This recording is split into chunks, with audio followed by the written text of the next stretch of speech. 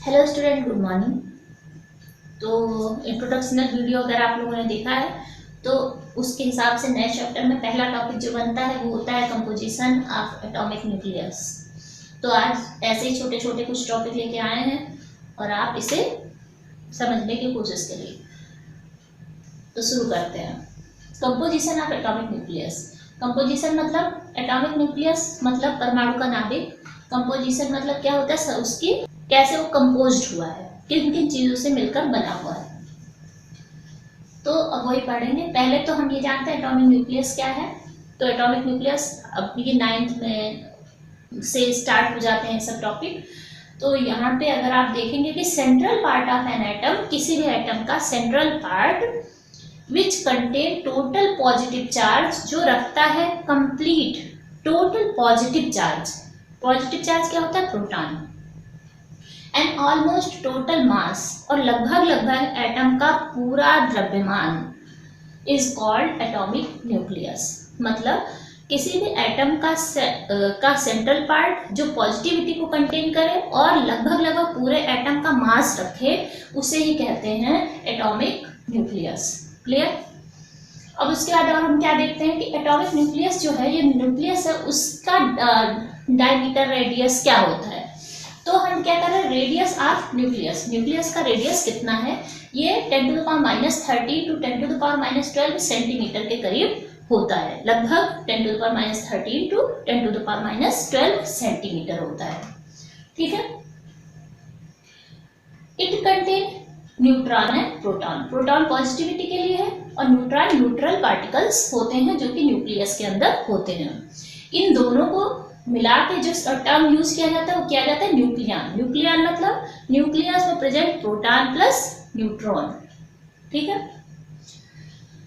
अब क्या है, distance between neutron and proton, मतलब जो न्यूक्लियस है, न्यूक्लियस के अंदर प्रोटॉन और न्यूट्रॉन है, तो ये किस तरह से वहां पे प्रेजेंट है, क्या इनके बीच में कोई डिस्टेंस है, क्या कुछ दूरी पर ये रहते हैं न्यूक्लियस में? तो हाँ, distance between neutron and proton is 2 to 3 Fermi. एक प्रोटॉन और एक न्यूट्रॉन जो कि रह रहा है न्यूक्लियस के अंदर, वो कितने डिस्टेंस पे एक दूसरे से रहता है, वो कितना है? 2 to 3 फर्मी, और 1 फर्मी 10⁻13 सेंटीमीटर के बराबर होती है। तो इस तरह से हम जानते हैं कि दो प्रोटॉन और न्यूट्रॉन के बीच की दूरी 2 to 3 फर्मी या कितनी हो सकती है? 1 फर्मी इक्वल टू 2 × 10⁻13 सेंटीमीटर, और उस हिसाब से हम निकाल लेंगे सेंटीमीटर में। अगर मीटर में कन्वर्ट करना चाहते हैं तो मीटर में कन्वर्ट कर सकते हैं।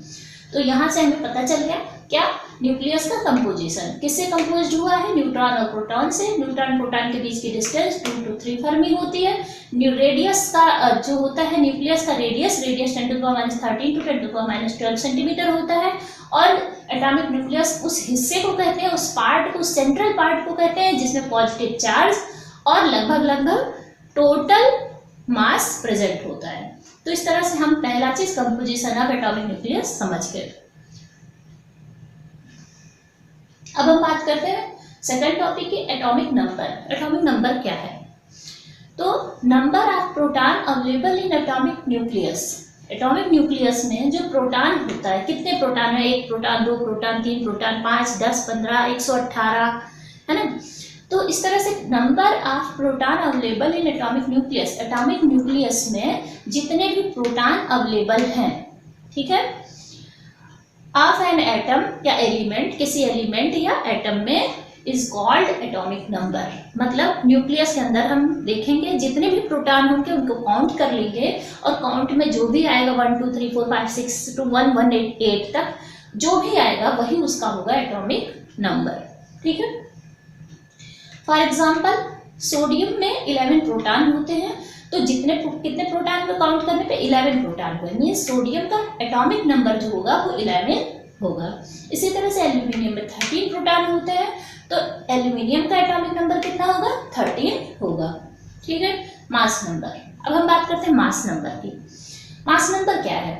Total number of nucleon in an atom. किसी भी एटम के अंदर टोटल नंबर ऑफ न्यूक्लियन। इससे पहले बताया न्यूक्लियन का मतलब क्या? Proton plus neutron.